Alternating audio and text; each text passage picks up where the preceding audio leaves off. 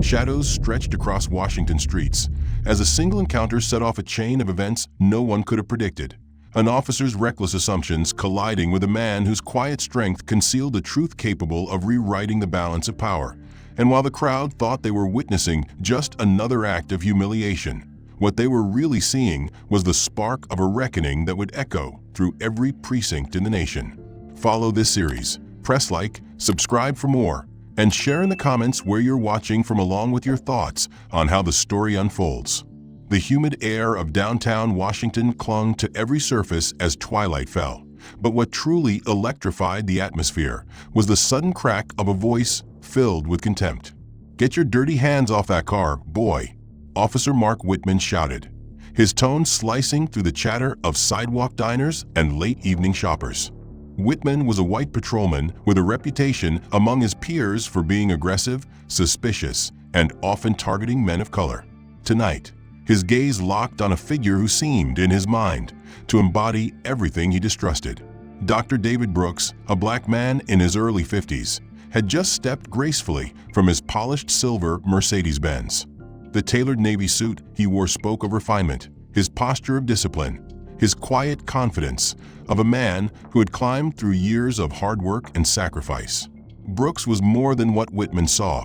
He was more than the prejudiced assumptions about to be cast on him. He was the FBI director, though in this moment, no one in the crowd knew his title or his power. They only saw a black man in a fine car and a white officer rushing toward him with hostility. Whitman's boots struck the pavement hard as he stormed across the street, pulling at his belt like he was preparing for battle. He slammed the door of his cruiser with deliberate force, the metallic echo turning heads. Passers-by paused, their conversations falling away, the scent of food from nearby restaurants mixing with the sharp scent of gasoline and exhaust. They watched, curiosity quickly morphing into tension, as the officer closed in on his target. Brooks, briefcase in hand, turned at the sound of the voice. His expression was calm but alert, the eyes of a man who had faced bias in many forms and had learned that the first response must always be measured. He said nothing as Whitman barreled closer. He knew words at this stage might only inflame. Whitman shoved him violently against the hood of the car. The Mercedes shuddered under the force, and the polished surface reflected distorted flashes of city lights as Brooks's palms pressed against it. The crowd gasped at the sudden aggression, phones lifting higher, camera lenses already catching every detail. Whitman pressed his hand hard between Brooks's shoulder blades, pinning him. "Hands on the vehicle now," he barked. Brooks complied, the metal warm beneath his skin. His watch glinted in the streetlight, a symbol of accomplishment. Yet in this instant, twisted into evidence of supposed arrogance. Stealing cars in broad daylight now. Whitman sneered for everyone to hear. "Thought you'd try your luck in my neighborhood." Brooks, steady even as humiliation seeped into the air, finally spoke. His voice was calm, carrying the authority of education and decades of service. "Officer, I own this vehicle. You can run the registration. My name is Dr. David Brooks." The words were simple, clear, and factual, but they were met with derision. Whitman laughed loudly, his voice mocking and theatrical. He twisted Brooks's arm further behind his back, savoring the moment. "Right, and I'm the FBI director," Whitman jeered, the sarcasm dripping like venom, amplified so the crowd could absorb it. The crowd itself was swelling. Businessmen leaving offices, waitresses finishing shifts, even tourists still holding shopping bags. They lined the sidewalk, uneasy but unable to turn away. The injustice unfolding in front of them was as magnetic as it was disturbing. Some whispered, others shook their heads, but none stepped forward, aware of the invisible line between citizen and police. Brooks, pressed hard against his own car, absorbed every word with patience carved by long experience. He had lived through years of second glances, of being followed in department stores, of people locking car doors at the sight of his skin. Yet tonight was different. Tonight, his identity was being stripped in the most public of ways, and still he did not reveal who he truly was. Not yet, because revealing too soon would not expose the rot beneath the surface. It would only cover it up. Whitman yanked Brooks back slightly, forcing him into a posture that broadcast criminality to every watching eye. "Hands behind your head, don't make me repeat myself," Whitman commanded. Brooks obeyed, his movements slow, deliberate, as if he knew every second was being recorded by the devices raised in shaky hands. He had no intention of resisting. He had every intention of letting the truth be documented. "This is wrong," a woman in a gray business suit called out from a crowd, her voice carrying a tremor. An older man with silver hair shook his head, muttering, "That's excessive." A teenage girl whispered to her friend, "This is going viral," as she lifted her phone higher. The crowd was restless, but Whitman fed on their discomfort, chest puffed out, badge catching the light. "Back up, all of you," he barked. "Official police business. Anyone interfering will be arrested for obstruction." The warning carried force, but beneath it was the officer's need to reassert dominance. For him, this was more than an arrest, it was a performance. But performances always had an audience, and this one would not end the way Whitman expected. Inside Brooks's mind, calculations churned. He recognized the danger of pushing too hard, but he also recognized the silent power of witnesses. Each phone raised, each face filled with indignation, represented a record stronger than any words he might offer now. His eyes moved across them and landed on the closest lens. He gave a small, nearly imperceptible nod, a signal that he knew what they were doing mattered, that he would carry this injustice beyond the curb and into a place where it could not be ignored. For the moment, though, he stayed silent. The humiliation was real, the degradation sharp, but his resolve was sharper. He knew he was more than the prejudice that had just shoved him against steel. The smell of fresh coffee drifted from the kitchen where Linda read the morning headlines aloud, her voice firm with concern about police reform initiatives being discussed in Congress. Brooks listened carefully, adjusting his tie, sipping from his mug, already aware that the words in the news were tied directly to the initiatives he himself had authored. He was the FBI director, architect of reforms that demanded body cameras, federal oversight, and a cultural shift in policing. To his family, he was dad. To his staff, he was director. But to men like Whitman, he was just another black face to target, another silhouette to drag against a car hood.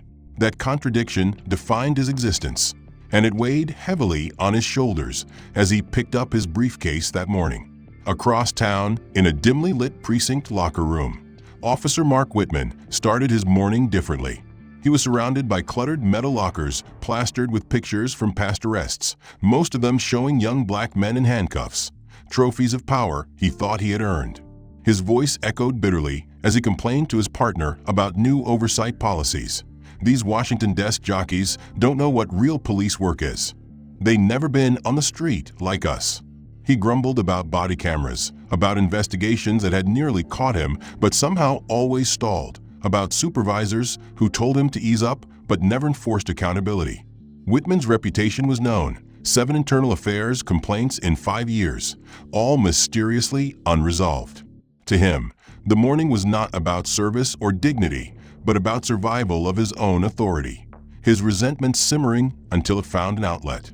He promised himself that he would prove the feds wrong, that he would show he still controlled the streets, blind to the irony that his next encounter would be with the very man shaping the reforms he despised.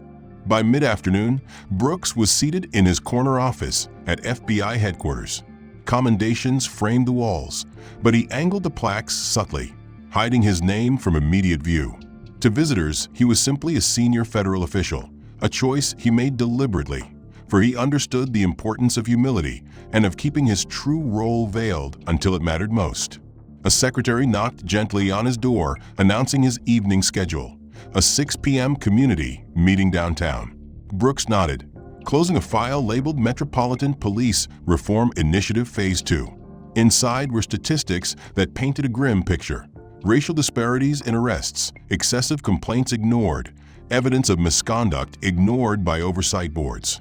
He knew that what he held was not just paperwork, but the reality of countless lives disrupted. His phone buzzed with a message from Linda: "Don't work too late tonight. Sarah has her recital tomorrow." He typed back, "Leaving at 5:30. Wouldn't miss it." The promise carried warmth, But behind it was a growing sense that his work and his personal life were always on the edge of collision. Whitman, meanwhile, took to his patrol with predatory intent. He cruised through neighborhoods he habitually targeted, scanning for expensive cars driven by black professionals. In just 3 hours, he pulled over 4 different vehicles, each driver a black man, each search prolonged and humiliating, though none resulted in a citation. His dashboard camera recorded everything, but he knew the footage rarely mattered. Internal affairs was buried under stacks of cases, and his confidence grew with every unchecked abuse. At 4:45 p.m., a dispatch warning interrupted his rhythm. All units, federal officials are conducting surprise inspections of body camera compliance. Ensure all equipment is functioning properly.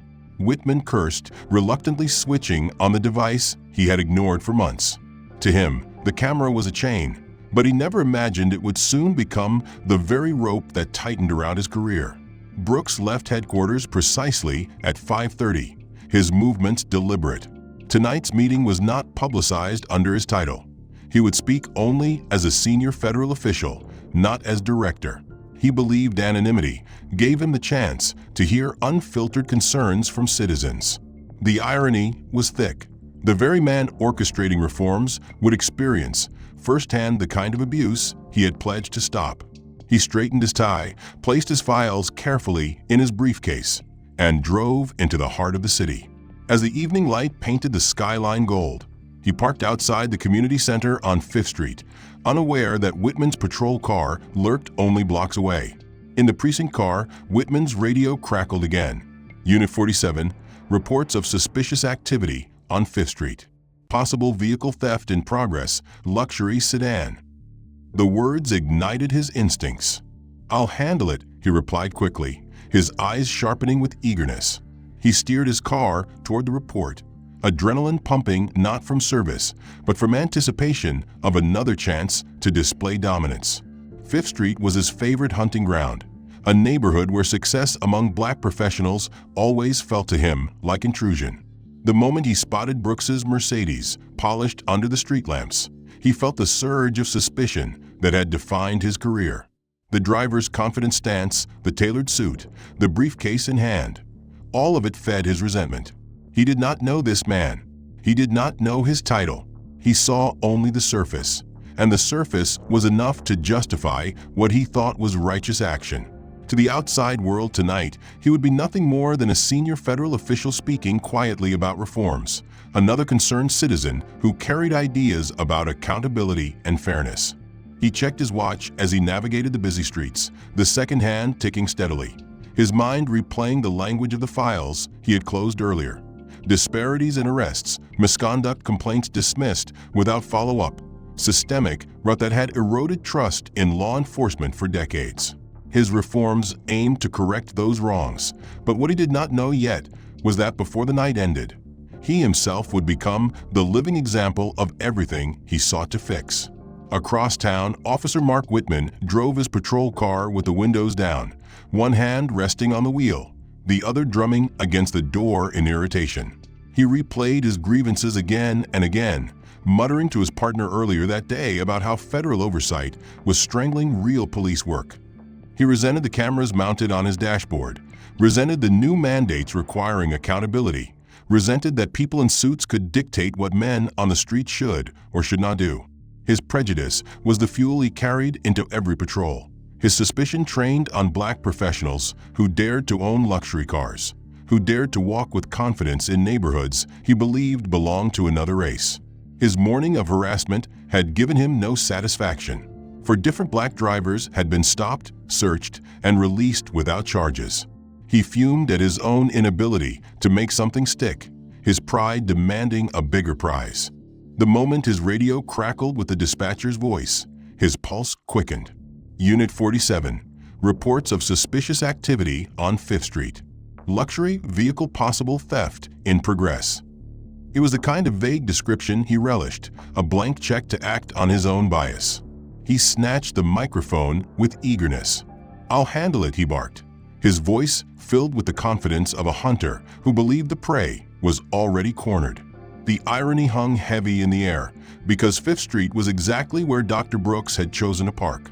He eased the Mercedes into a legal space outside the brick facade of the community center, the building that would host a listening session on building trust between law enforcement and minority communities.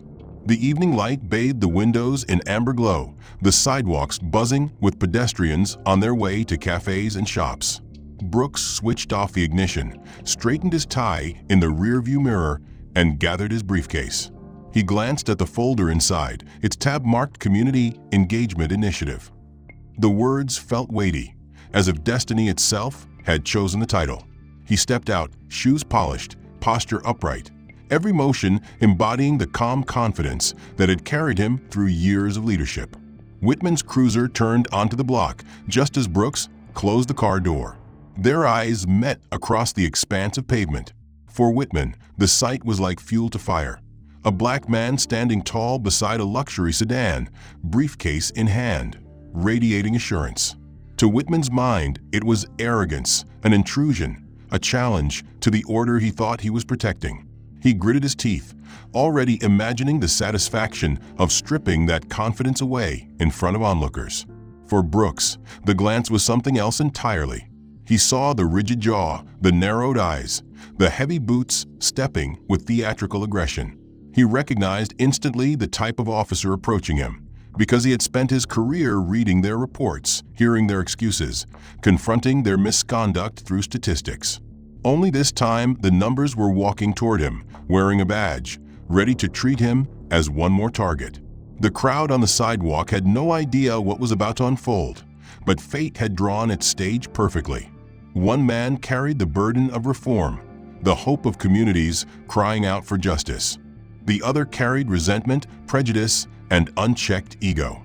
The moment they converged, there would be no turning back. Whitman slammed his car door and strode into the crosswalk, his voice rising before he even reached Brooks. "Get your dirty hands off that car, boy." The words were the same venom he had used on countless others, but tonight they carried an irony even he could not comprehend. Because the man he was calling boy was in fact the director of the FBI, the most powerful law enforcement officer in the United States, the very architect of the reforms Whitman hated. Brooks did not flinch. He stood his ground, his expression steady, his voice calm though his heart beat faster. "Good evening, officer. Is there a problem?" His words were polite, measured, but they carried an undertone, a warning Whitman was too blinded to hear. Pedestrians slowed, sensing the tension. A pair of young professionals exiting a cafe paused mid-step, their eyes following the officer's aggressive approach. A mother tugged her child closer, whispering for him to stay quiet. The atmosphere shifted like storm clouds gathering. Whitman relished it, puffing out his chest, playing the role of protector even as his assumptions dictated the script. He shoved Brooks against the hood, ignoring the startled gasps, ignoring the briefcase that had fallen to the pavement with a soft thud. The collision of skin against polished metal echoed like a signal, summoning more witnesses. Phones appeared, lenses blinking red as recording began. The stage was set not just for an arrest, but for an exposure far greater than anyone in that crowd could have guessed. The polished hood of the Mercedes vibrated beneath Dr. David Brooks's palms as Officer Mark Whitman shoved him forward again, his voice booming with exaggerated authority, as if the very volume could disguise the hollowness of his accusations. The growing crowd leaned in, some with wide eyes, some with clenched jaws, all aware that they were witnessing something that cut to the bone of American life. A black man in a tailored Navy suit, dignified and composed, was being treated like a thief for no reason other than prejudice. Brooks's calm tone contrasted with the officer's snarl as he said clearly, "Officer, this is my vehicle. The registration will confirm it." But Whitman laughed, a sharp, cruel sound that bounced off the nearby buildings and sank into the ears of every witness. "Your vehicle? Let me guess, you're a doctor, maybe a lawyer, maybe some senator trying to act untouchable." His words dripped with sarcasm, his posture theatrical as he performed for the crowd, his voice deliberately raised so that each insult carried into every phone recording. Brooks did not flinch, though humiliation pressed hard against his chest. He straightened his back as much as the grip on his arm would allow, and said steadily, "I work for the federal government." The statement was factual, calm, and deliberate, but Whitman threw his head back in exaggerated laughter, mocking each syllable. "Federal government? What are you, a janitor at the post office? Maybe sweeping the floors at the courthouse?" The sneer on his face was the mask of a man convinced of his own authority, a man unable to imagine that the person under his control might hold more power than he could ever dream. Brooks remained calm, his voice measured, because he knew that in this moment resistance would only fuel the spectacle. His dignity, though under siege, was not broken. The crowd shifted uneasily. A woman in business attire raised her voice, calling out, "This is excessive force." An elderly man shook his head and muttered, "This isn't right." A teenager shouted, "This is going viral, officer." Whitman ignored them, barking back, "Everyone step back. This is official police business. Anyone interfering will be arrested for obstruction." He puffed out his chest, his badge catching the glow of the streetlights, his voice echoing like a performer desperate to hold the stage. He shoved Brooks's arm higher, forcing him to wince, though Brooks did not cry out. Phones captured the moment, the pain on his face, the cruelty in Whitman's eyes. Whitman began patting him down, his hands moving roughly, more for show than procedure. "What do we have here?" he mocked loudly, pulling Brooks's wallet from his jacket pocket and waving it for the crowd. He flipped it open and read the license with exaggerated suspicion. "Dr. David E. Brooks." "Oh, doctor, what kind of fake degree did you buy online? Fairfax County address? Real fancy neighborhood. No way someone like you belongs there." He held the license up toward the streetlights, as though expecting to find forgery written in invisible ink. The crowd murmured at his words, some in disbelief, others in disgust. Brooks responded with quiet composure, "Officer, you can verify everything through your system." His words were again steady, but Whitman snapped back with venom, "Don't tell me how to do my job, boy." He spun Brooks around roughly to face the crowd, gripping his shoulder hard enough to bruise. "You people think you can waltz into nice neighborhoods, steal cars, and nobody notices? Well, I notice." The arrogance in his tone was sharpened by the ignorance of his assumptions, his prejudice on full display. The crowd's murmurs grew louder, whispers turning into shouts. "Leave that man alone," someone yelled. Another voice cried out, "He's done nothing wrong." Whitman ignored it all, feeding on the attention like fuel, convinced that the badge on his chest gave him the right to bend reality to fit his prejudice. Brooks's briefcase lay on the sidewalk where it had fallen. The latches popped open from the impact, papers scattered across the pavement. The documents bore the official seal of the Federal Bureau of Investigation, though most passers-by did not recognize them in the low light. But Officer Daniel Rodriguez, arriving as backup, did. He stepped closer, frowning as he bent to pick up one of the sheets. His eyes widened as he caught sight of words like Director and Metropolitan Police Reform Initiative. He glanced up at Brooks, his heart thudding, recognition dawning though he could not yet place the man. Rodriguez asked quietly, "What's the situation, Mark?" Whitman smirked broadly, puffing out his chest even further. "Caught this one trying to steal this Mercedes. Probably grabbed the keys from some rich lady's purse. These people are getting bold." His words were meant to humiliate further, his tone dripping with contempt. Rodriguez, unsettled, looked from Whitman to Brooks. Something about the man's calm demeanor, his authoritative presence, didn't match the picture of a car thief. Car thieves didn't stand tall under humiliation. They didn't quote procedure or remain composed while insulted. Rodriguez felt unease rising in his chest. Brooks spoke directly to him, his voice calm but firm. "Officer, I am requesting your supervisor respond to this scene. This situation is escalating unnecessarily. I believe there's been a serious misunderstanding." Whitman barked, "Shut up," before Rodriguez could answer. He tightened his grip, shoving Brooks's arms behind his back more roughly than necessary, savoring the pain he inflicted. "Nobody called for backup opinions," Whitman snarled, glaring at Rodriguez. "This is my arrest. Don't get soft on me." He turned back to the car, beginning his search of the interior. With deliberate carelessness, he tossed papers onto the street, pushing aside folders and scattering personal belongings. The crowd gasped again as Brooks's documents fell further into view, their official seals visible now to several recording phones. Rodriguez bent again, his eyes catching the unmistakable federal letterhead. FBI Director. He froze, his blood running cold. He tugged Whitman's sleeve urgently and whispered, "Maybe we should slow down here." Whitman sneered, not looking up. "Slow down? Let him go because he's wearing a nice suit? That's the problem with cops today, soft." He rifled through the back seat, oblivious to the catastrophe unfolding around him. Inside Brooks's jacket, his phone buzzed insistently, the screen glowing with the caller ID, Deputy Director Doyle. The word emergency flashed beside it. Rodriguez saw the name through the fabric, and his stomach dropped. He now knew exactly who stood before them. His voice trembled as he whispered again, "Mark, we need to stop." But Whitman, too blinded by arrogance, too eager for his performance, continued the charade. No backbone, Rodriguez. No respect for real police work. This guy's going down. The night air hung heavy with the tension of every word already exchanged. The crowd restless as Officer Mark Whitman continued his theatrical search of the Mercedes, muttering about stolen vehicles and suspicious characters, while tossing papers and personal effects onto the pavement with deliberate disrespect.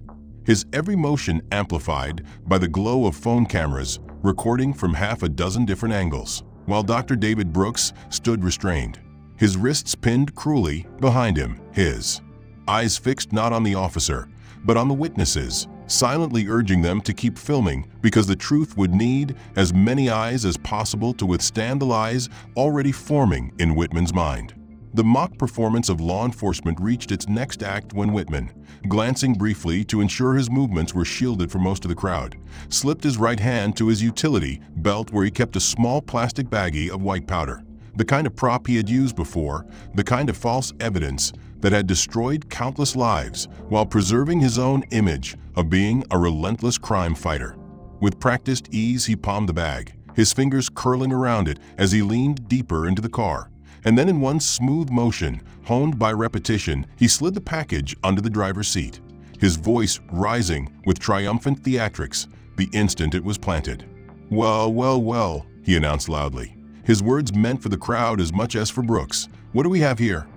He pulled back from the car, holding the bag high for all to see, his smirk wide, his arrogance unshaken. Cocaine, felony possession with intent to distribute, right here in this luxury vehicle. What a surprise. The crowd gasped audibly, some believing the charade, others whispering in disbelief. Brooks turned his head toward the nearest recording phone, his voice calm but sharp enough to cut through the officer's performance. "That substance is not mine, and you know exactly where it came from." His words landed like a stone in a still pond, ripples spreading through the crowd as some gasped, others shouted, and one woman called out, "He planted it. I saw his hand." Whitman ignored the protests, shaking the baggie theatrically for the cameras, as if he had uncovered undeniable proof. "They never admit it's theirs," he shouted. "Cocaine just magically appears in luxury cars all the time, right? Just falls from the sky for these career criminals." He turned toward the crowd, his voice dripping with mockery. "This arrest, folks, is the real thing, a big catch tonight. Career criminal caught red-handed." His words fed his own arrogance, but the faces staring back were changing, moving from shock to outrage, disbelief hardening into anger. Phones were raised higher, voices louder, accusations thrown back at the uniform that seemed less like protection and more like oppression. Officer Daniel Rodriguez, standing close by, felt his stomach twist tighter with every second. He had already seen the federal documents scattered from Brooks's briefcase, already glimpsed the phone buzzing with urgent calls from Deputy Director Doyle, already sensed that the man in the suit was far from an ordinary citizen. And now he had witnessed Whitman pull a trick he had long suspected but never dared to confirm. His voice wavered as he spoke. "Mark, maybe we should test that substance before we make any official charges." Whitman sneered, dismissive. "Test it. What's to test? Drugs are drugs, Rodriguez. Don't go soft on me now." Rodriguez swallowed hard, his eyes darting between the crowd, the recording phones, and Brooks's steady gaze. a gaze that seemed to silently ask him whether he would continue being complicit or finally stand for what was right. Whitman, oblivious to the disaster building around him, pulled his handcuffs free with smug satisfaction. He grabbed Brooks's arms and clamped the cold steel around his wrists with a loud metallic click, the sound echoing through the crowd like a final insult. "Game over, fancy boy," Whitman whispered with contempt, his voice caught clearly by more than one recording phone. Brooks did not flinch. Instead, he raised his head, looked directly into the cameras, and said in a clear, firm voice, "I want everyone here to remember exactly what you are witnessing. Document every second, because truth has a way of revealing itself, and when it does, there will be consequences." The crowd erupted with shouts, some cheering his defiance, others condemning Whitman's actions. A teenager yelled, "We got it all on video." A middle-aged man shouted, "That's not right, officer." Whitman barked back, "Stay out of it. This is police business," but his words sounded thinner now, strained against the rising chorus of voices. As Whitman pulled Brooks toward the patrol car, shoving him harder than necessary, Brooks's phone buzzed again inside his jacket, the caller ID glowing bright. "Deputy Director Doyle, emergency call." Rodriguez caught sight of it, his breath catching as realization locked into certainty. He whispered urgently, "Mark, I really think we should stop right now." But Whitman shoved Brooks's head down roughly to push him into the back seat, replying with smug arrogance, "The only thing stopping tonight is this thief's career. Watch your head, doctor." He drew out the title with dripping sarcasm before slamming the door with a force meant to punctuate his perceived victory. The crowd booed, voices rising, phones still recording. Brooks sat in the back seat, wrists bound, his dignity intact even as his body was confined, his calm presence a stark contrast to the officer's desperate bravado. Rodriguez climbed into the passenger seat, his hands trembling as he buckled in. "Mark, we need to call the supervisor before this goes any further," he said quietly, but Whitman snapped back. "What doesn't feel right? That you're questioning? A textbook arrest? Stolen vehicle, felony possession, resisting arrest. It's Christmas morning, Rodriguez." Brooks remained silent in the back, his mind methodically processing every detail, knowing his staff would already be tracking his unanswered calls, knowing emergency protocols were in motion, knowing that Whitman's arrogance had just opened the door to a reckoning far larger than either of them could imagine. The patrol car pulled away from the curb, the crowd shouts fading into the night, but the recordings remained. Dozens of digital witnesses that would soon collide with federal authority. The crowd shouts still echoed in Brooks's ears as the patrol car pulled away from 5th Street. Dozens of witnesses had filmed every second, and their videos were already being uploaded and shared. The truth was multiplying even as Whitman reveled in his supposed victory. In the passenger seat, Officer Daniel Rodriguez sat stiffly, his hands trembling slightly as they gripped his knees. He could not erase the images from his mind. The federal documents spilled onto the pavement, the phone flashing with urgent calls from Deputy Director Doyle, the dignified way Brooks had spoken even under assault. Something was terribly wrong, and Rodriguez knew it, but he lacked the courage to stop Whitman outright. The driver's seat was filled with smug satisfaction, Whitman humming under his breath, imagining the praise he would receive back at the precinct. "Best arrest of the month," he muttered, "maybe even the year." He glanced at Rodriguez with a crooked grin. "We've got a real prize in the back. Career criminal pretending to be somebody important. Let's see how long he lasts in holding." Rodriguez swallowed hard and said quietly, he wasn't resisting, "He was just arguing with you." Whitman barked back instantly. "Arguing with me is resisting. That's the difference between cops who get results and cops who get soft." At the precinct, the atmosphere shifted the moment they walked through the doors. Desk Sergeant Williams, a veteran with sharp eyes, caught sight of the man being led in handcuffs and felt a shock ripple through him. He had seen that face before, not in mugshots, but in conferences, in federal meetings, in photographs alongside attorneys general and presidents. His blood ran cold, though he said nothing, his lips pressing into a thin line as Whitman pulled Brooks forward by the arm like a trophy. "Got ourselves a real catch tonight," Whitman boasted loudly. "Car thief with a drug habit and a fancy vocabulary." His words rang hollow to the officers nearby, their gazes flickering between the restrained man's calm dignity and Whitman's inflated swagger. Brooks answered questions during booking with precise, measured tones, never raising his voice, never letting anger dictate his responses. When asked for his occupation, he said simply, "Federal law enforcement." Whitman laughed for the room to hear, probably a security guard at the Social Security office. These people always inflate their titles. Some officers smirked nervously, others exchanged uncertain glances, but the tension in the room thickened. Rodriguez lingered close, his unease growing as the desk sergeant quietly signaled another officer to contact the watch commander immediately.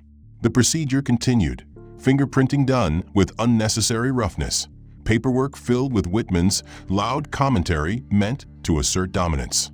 Brooks requested his one phone call, and Whitman sneered as he handed him the receiver. "Call your dealer. Tell him you're out of business." Brooks ignored the taunt and dialed a number for memory. When the line connected, he spoke with calm authority. "This is Director Brooks. I'm in custody at the 5th Precinct. Implement Protocol 7 immediately." The words froze the desk sergeant mid-sip of coffee, nearly causing him to choke. His eyes widened as he recognized the federal emergency code, one reserved for threats involving senior law enforcement officials. Whitman yanked the phone away and declared, "Time's up, hotshot. Back to your cell." But outside the station, black SUVs with tinted windows were already arriving, government plates gleaming under the streetlights, their doors opening to reveal federal agents in dark suits moving with precision and purpose. Inside, whispers spread quickly. Officers exchanged hushed words, speculation traveling faster than paperwork. Some recognized Brooks's name, others only recognized the weight of Protocol 7. In his office, Watch Commander Peterson's phone rang, the voice on the other end crisp and unyielding. "Commander, this is Deputy Director Karen Doyle of the FBI. We believe you have Director David Brooks in custody. I need to speak with whoever authorized his arrest immediately." Peterson's face drained of color, his hands shaking as he hung up the receiver. He called for Whitman and Rodriguez to report to his office, his voice unsteady. Whitman, oblivious, strutted through the halls with Rodriguez trailing reluctantly behind. "Probably wants to congratulate me," Whitman said with a cocky grin. "Biggest arrest of the year, guaranteed." But the corridors buzzed with tension as officers stepped aside, their eyes on the group of federal agents now entering the building, their badges flashing, their expressions grim. Brooks sat quietly in the holding cell, his wrists still sore from the cuffs, but his mind already 3 steps ahead. He knew his staff would mobilize swiftly, that Deputy Director Doyle was already making calls, that the agents arriving would not allow this charade to continue unchecked. Yet he also knew this humiliation was necessary, that his reforms had always been abstract until now, but tonight they had become flesh and blood reality, undeniable proof of the prejudice baked into the system.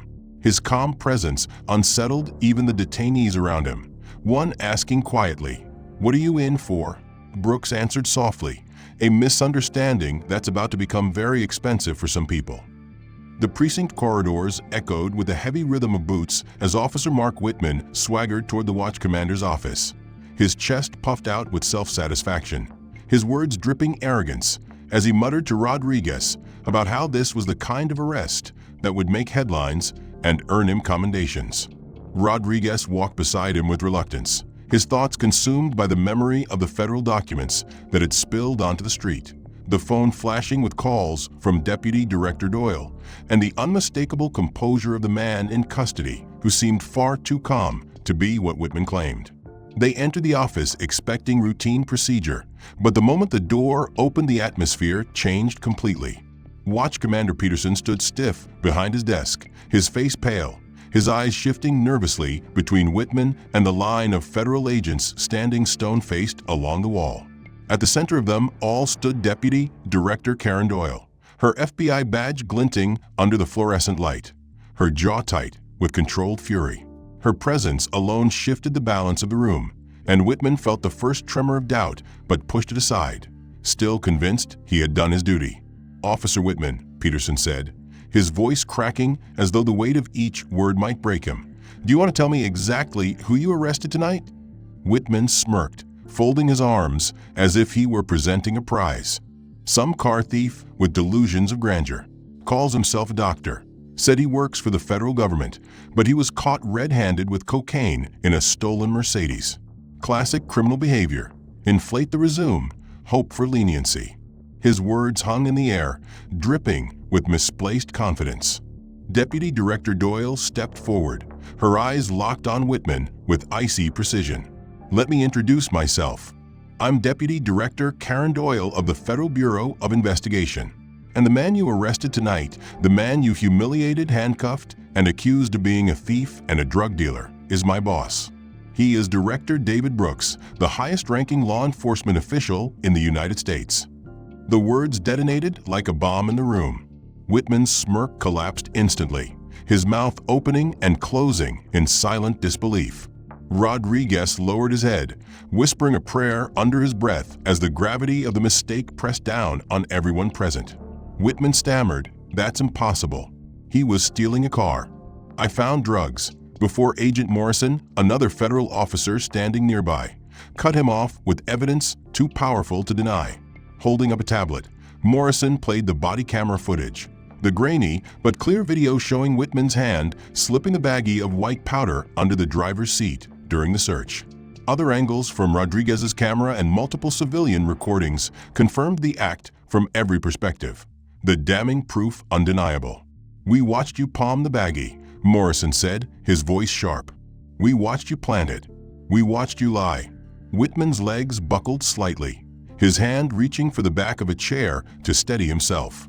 I didn't know," he stammered, his voice barely a whisper. Deputy Director Doyle's voice rose, controlled but burning with outrage. "You didn't know because you didn't want to know. You saw a successful black man in an expensive car, and your prejudice did the thinking for you. Every assumption you made tonight was based on the color of his skin, and you humiliated the FBI director because you couldn't see past your bias." Her words cut sharper than any blade, slicing away the last of Whitman's bravado. Watch Commander Peterson finally found his own voice, trembling as he said, "Officer Whitman, you are suspended immediately pending full investigation. Badge and weapon, now." Whitman's hand shook violently as he unclipped his badge, the small metal shield suddenly heavy as stone. He placed it on the desk, the clink of its contact with the wood reverberating like a final verdict. His service weapon followed, the dull thud echoing through the silent office. The federal agents stood unmoving, their expressions a mix of disgust and grim satisfaction. Rodriguez stood to the side, guilt etched into every line of his face. "Ma'am," he said quietly, "I tried to stop him. I recognized some of the documents. I told him to slow down, but Doyle cut him off with a curt nod. Your conduct will be reviewed separately. The evidence shows you attempted to prevent this disaster. That will be taken into account." She turned to Peterson, her tone shifting from fury to command. "Where is Director Brooks now?" Peterson's voice wavered, holding cell 3. "I'll have him released immediately." Doyle's glare froze him in place. "You will remove those handcuffs with a formal apology." Peterson rushed out, leaving Whitman in the room with his disgrace. The silence pressed down heavy until footsteps returned, the door opening to reveal Brooks entering calmly, the cuffs removed by a deeply embarrassed sergeant. He rubbed his wrists gently but carried himself with dignity, his eyes scanning the room, landing finally on Whitman. The air froze. "Officer Whitman," Brooks said evenly, his voice calm but imbued with authority that could not be denied. "Look at me." Whitman raised his head slowly, his face drained of color, his body trembling under the weight of his shame. Brooks's eyes bore into him, steady and unyielding. "Do you understand what happened here tonight?" Whitman opened his mouth, his voice breaking. "Director, I'm sorry. I didn't know who you were." Brooks shook his head, his voice rising with quiet strength. "That's exactly the problem. You shouldn't need to know who I am to treat me with basic human dignity. You shouldn't need my badge to follow proper procedure. You shouldn't need my authority to stop you from planting evidence." Every assumption you made tonight was because of the color of my skin." His words hung in the room, the raw truth undeniable, the shame unerasable. Federal agents stood silently, bearing witness to the confrontation that encapsulated the heart of the nation's struggle. Peterson lowered his gaze. Doyle's expression softened only slightly. Rodriguez closed his eyes in silent acknowledgement. Whitman could only whisper, "What happens now?" Agent Chun, standing near the back, answered coldly before Brooks could respond. "What happens now is a federal civil rights investigation, criminal charges for evidence tampering, false arrest, and violation of constitutional rights under color of law. And that's only the beginning." Whitman's shoulders sagged, his world collapsing as the enormity of his actions finally reached him. The silence that had filled the watch commander's office after Director Brooks's calm yet devastating rebuke was only the beginning. Because the moment Deputy Director Karen Doyle led her team out of the precinct with Brooks at her side, the machinery of federal power began to turn with relentless force. Within the hour, the FBI's Washington field office buzzed like a hive at dawn, agents pouring in from every division, analysts booting up databases, prosecutors arriving with sharpened focus, and forensics specialists gathering evidence that was already streaming in from civilian phones and body camera recordings. The investigation into Officer Mark Whitman's actions was no longer about one night or one arrest. It had become a trigger for exposing a pattern of misconduct that spanned years and threatened to unravel the thin fabric of trust between law enforcement and the communities they were sworn to protect. Brooks, now seated in a secure conference room at headquarters, still carried the marks of the handcuffs on his wrists, faint red impressions that symbolized the larger wounds inflicted not just on him, but on every innocent black man subjected to similar abuses. He watched as Agent Morrison projected statistics onto 3 large monitors: arrest records, complaint files, dismissal rates, all converging into a picture so grotesquely consistent it made even the most seasoned investigators shift uncomfortably in their seats. "Sir," Morrison said gravely, "in 5 years Officer Whitman made 847 arrests. Of those, 723 were black males between the ages of 18 and 55. That is an 85% rate in a district that is only 31% black. The statistical improbability alone demands scrutiny, but there's more. 89% of his drug possession charges were dismissed or reduced due to lack of evidence, procedural issues, or prosecutorial concerns about case integrity." He clicked to the next slide, revealing a heat map of neighborhoods disproportionately targeted. The pattern is undeniable. Expensive cars, professional-looking black men, late-night traffic stops that escalated into full vehicle searches, and the sudden appearance of narcotics almost every dime. Brooks leaned forward, his jaw tightening, his voice measured, meaning the evidence was either questionable or outright manufactured. Morrison nodded grimly. "Yes, sir. We've already identified 47 cases with identical markers, and word is spreading fast. Victims are contacting us before we can even reach out." Deputy Director Doyle entered the room with a thick file under her arm, her expression carved from stone. "Sir, the NAACP has already organized victim outreach meetings. Local news stations are broadcasting the footage from last night on repeat, and social media is exploding. We're expecting the number of confirmed victims to triple within days." She opened the file, laying out photographs and summaries. Dr. Michael Thompson, a cardiovascular surgeon, arrested outside his own hospital after a 16-hour shift, missed 3 surgeries the next morning. Professor James Washington, a tenured economist at Georgetown, pulled over 17 times in 2 years commuting to campus. Attorney David Johnson, handcuffed in front of his twin daughters for fitting the vague description black male, average height. The girls are still in therapy 8 months later. She let the weight of each case settle in the room before continuing. So far, we've verified 63 individuals with experiences directly tied to Whitman. That number will not stop growing. The agents in the room shifted, their pens scratching across notebooks, their eyes flicking between the damning evidence and the director whose own ordeal had lit the fuse. Brooks closed his eyes briefly, inhaling deeply, the burden heavy but familiar. "These aren't just isolated abuses," he said, opening his eyes again. "This is systematic. Every statistic, every testimony shows a pattern of harassment and manufactured charges targeting Black professionals. This is not about one bad officer. It's about a culture that allowed him to thrive." He stood, pacing slowly, his voice gathering strength. Every life disrupted, every career damaged, every family traumatized represents not just misconduct, but a betrayal of the oath sworn by those wearing the badge. His words filled the room, steady and deliberate, each syllable carrying the weight of both authority and lived experience. Elsewhere in the precinct, the fallout was immediate. Officers whispered about Whitman's arrest by federal agents, the humiliation of seeing him stripped of his badge and weapon. Some expressed shock, others resentment, but the reality was undeniable. The man many had considered untouchable had finally been exposed. In holding, Whitman sat slumped in an orange jumpsuit, his arrogance drained, his hands trembling as he awaited transfer to federal custody. The very system he thought he commanded had turned its gaze on him, and there was no escape.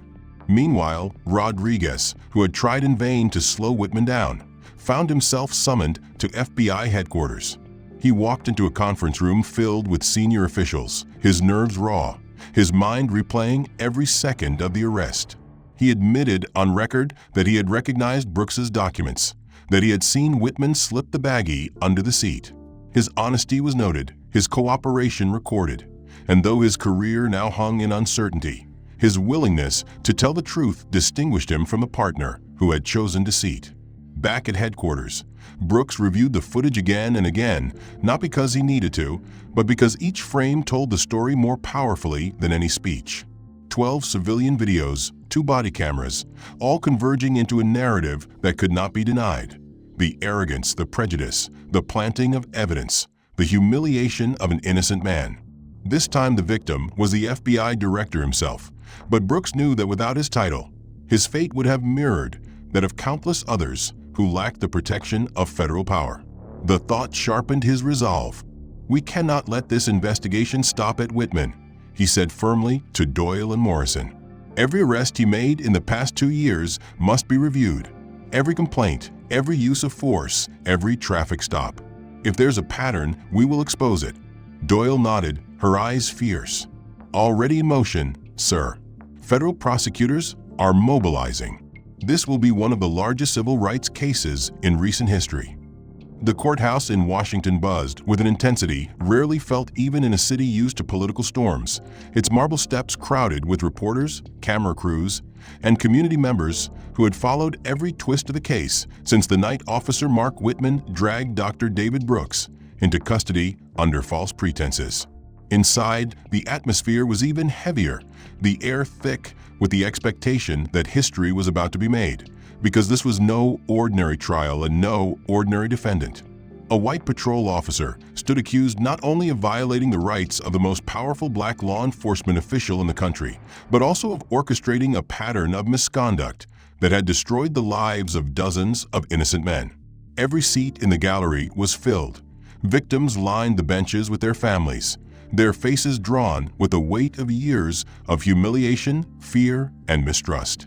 And in the front row sat Brooks himself, no longer the anonymous man shoved against the hood of his own car, but the FBI director who had turned personal degradation into national reckoning.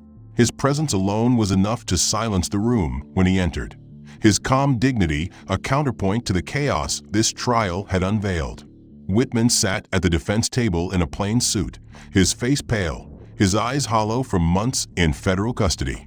Gone was the swagger, gone the smirk that had carried him through years of unchecked arrogance.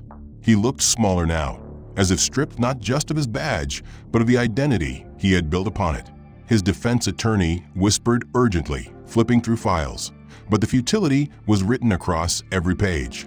The evidence was overwhelming: body camera footage, civilian recordings, forensic analysis of the baggie he planted that proved it was nothing more than sugar mixed with baking soda, and statistical records so damning that no jury could see them as coincidence.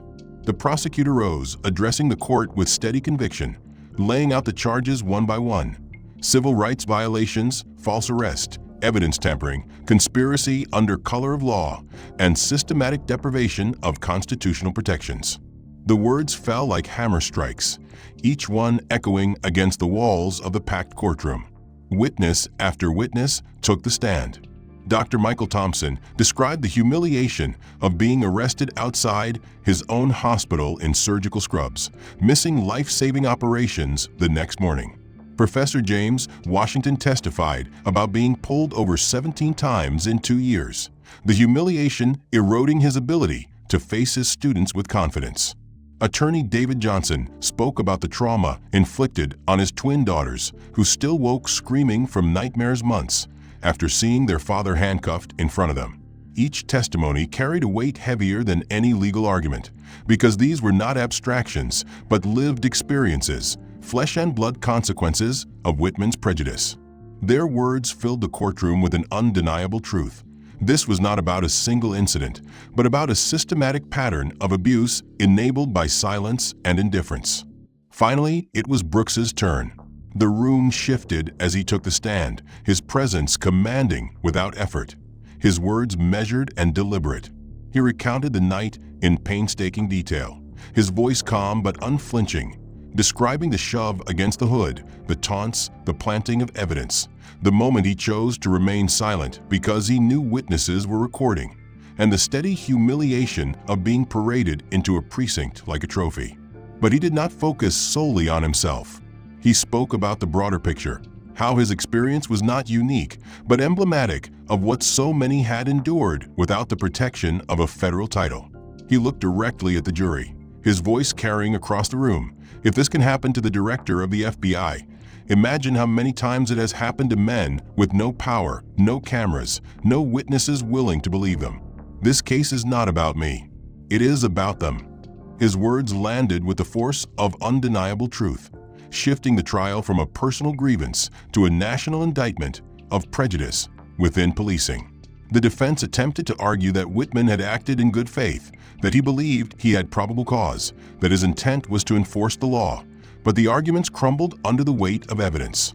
The videos showed his hand slipping the baggie into the car. The statistics showed a career built on targeting black men disproportionately.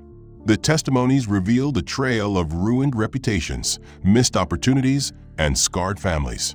Even the faintest attempt at justification collapsed when the prosecutor displayed the chart showing 847 arrests, with more than 85% involving black men, a number impossible to reconcile with fairness. Whitman himself took the stand reluctantly, his words stumbling as he tried to explain, but the truth spilled through his stammering excuses. "I didn't know," he said weakly. "I didn't know who he was." And Brooks's earlier words rang in every ear. "You should not need to know who I am to treat me with dignity." The gallery leaned forward as Judge Patricia Williams, a woman with 3 decades on the federal bench, prepared to deliver her remarks. She looked directly at Whitman, her voice steady but heavy with the gravity of the moment. "In 30 years, I have rarely seen such a consistent pattern of abuse. Your actions represent everything that is broken in American policing. You did not just break the law, Officer Whitman, you perverted it." Her words cut through the silence, every syllable resonating with the pain of those who had testified.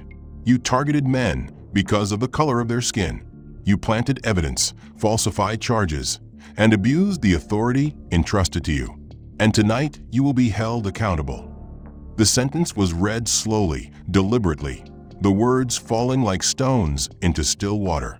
8 years in federal prison, 3 years of supervised release, restitution payments of $347,000 to victims, and permanent barring from any law enforcement position. Gasps filled the courtroom, some of relief, some of satisfaction, as justice, though delayed, was finally pronounced. Whitman slumped in his chair, his shoulders collapsing under the weight of finality. Brooks sat quietly in the front row, his face impassive, but his eyes carried the knowledge that this was not an end, but a beginning. The trial had given victims a voice, but true justice would only come when reforms ensured such abuses could never be repeated.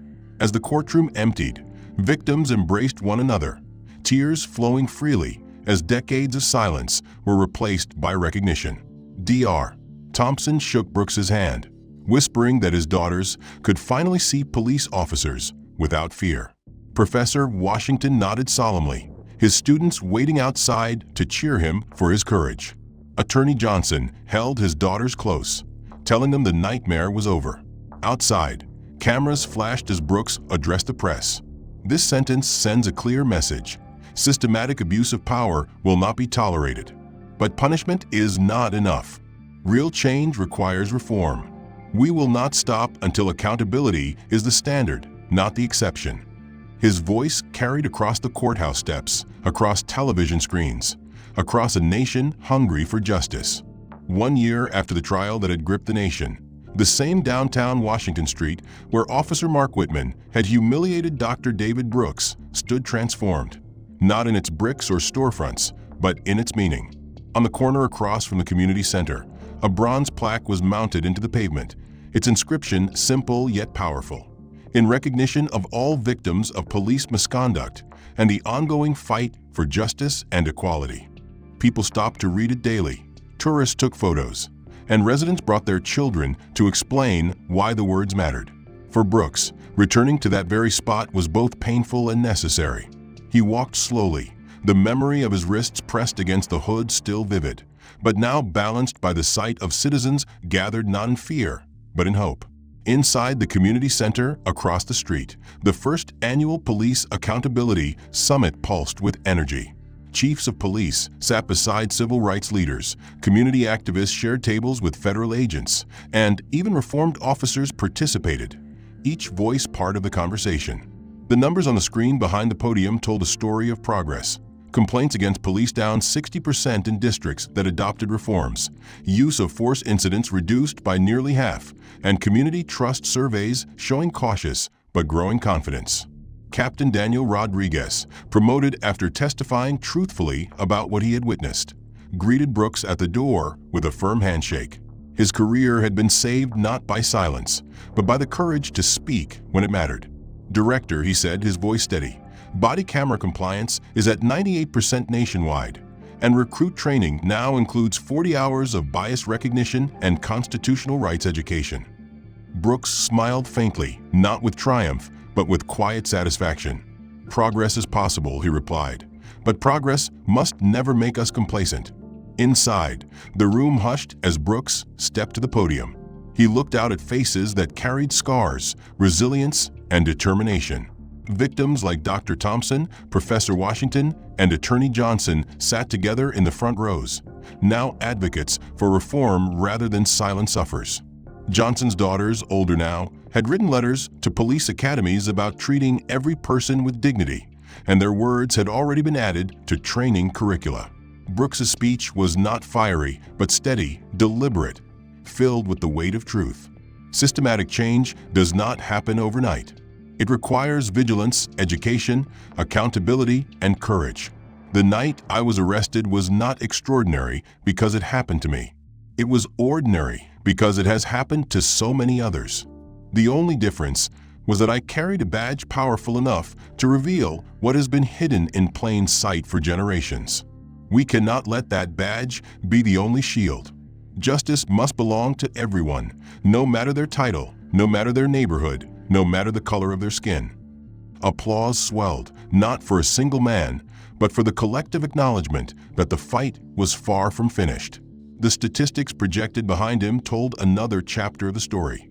847 wrongful convictions overturned, $12 million in compensation distributed to victims, 17 police departments restructured with federal oversight, 43 officers prosecuted for patterns of misconduct revealed during the expanded investigation. Each number represented a life, a family, a community, and Brooks refused to let them be reduced to mere data. Behind every statistic is a person whose dignity was stolen, he said, his voice resonating across the hall. Our work is not to manage numbers, but to restore humanity. His words were met with a standing ovation, but Brooks's eyes caught sight of something more meaningful. Near the back of the room, a young black boy, no older than 8, sat beside his mother, his eyes wide with curiosity, his posture relaxed. He was not afraid of the uniforms in the room, not suspicious of the badges, and that absence of fear was itself a quiet victory. Outside the summit, Brooks paused at the plaque once more. He reached out, his hand resting against the cool bronze, the engraved words anchoring him to the truth that justice is never finished, that vigilance must be constant. A reporter approached, asking whether he believed true reform was possible. Brooks looked at the plaque, then back at the reporter, and answered firmly, "Reform is not only possible, it is inevitable when good people refuse to stay silent. Silence protects prejudice. Action dismantles it." His phone buzzed with a message from his daughter Sarah. "Saw your speech online. Proud of you for turning something terrible into something meaningful." The words filled him with quiet strength, because the personal mattered as much as the political. In his office that night, Brooks drafted new policy recommendations for the next phase of reform: deeper civilian oversight, improved mental health screening for recruits, and stronger community partnerships. The work stretched into the late hours, but he did not mind, because this was not about one man or one scandal. It was about building a foundation for generations. Across the country, people watched the summit footage online, leaving comments about their own experiences with misconduct, their hopes for change, and their commitment to never again stand by in silence. Brooks's closing words echoed through every feed. Real change happens when ordinary citizens refuse to be silent witnesses to injustice. When you see misconduct, document it. When you witness bias, challenge it. When systems fail, demand reform. Democracy only works when citizens participate. Your voice matters, your witness matters, and your courage can change the world. The end. If you followed this story all the way to the end, take a moment to show your support by liking and subscribing to the channel. It helps us keep bringing you powerful stories that matter. I'd love to hear your thoughts about this plot. What stood out to you most, and how did it make you feel? Share in the comments where in the world you're watching from, and tell us how you think justice and reform should look in your community. Your perspective adds to the conversation, and together we can make these stories more than just words. They can become a movement for change.